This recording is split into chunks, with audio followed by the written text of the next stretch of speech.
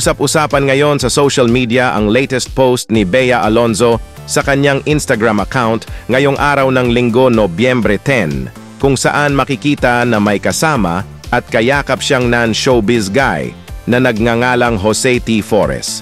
Mabilis na naging kontrobersyal ang post na ito ni Bea.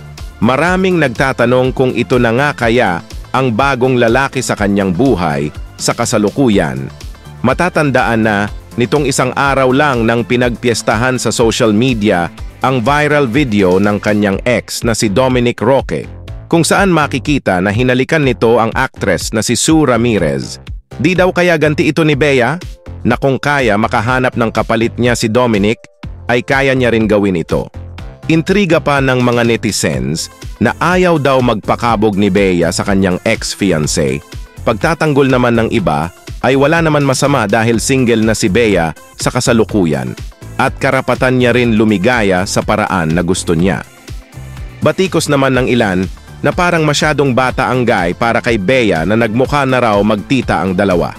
Samantala di pa man nangyayari ang viral kissing video nila Dominic Roque at Sue Ramirez, ay nauna nang nagpost ang guy na si Jose Flores ng larawan nilang dalawa ni Bea na magkasama noong October 13. At ngayong lang inirepost ni Bea sa kanyang Instagram stories.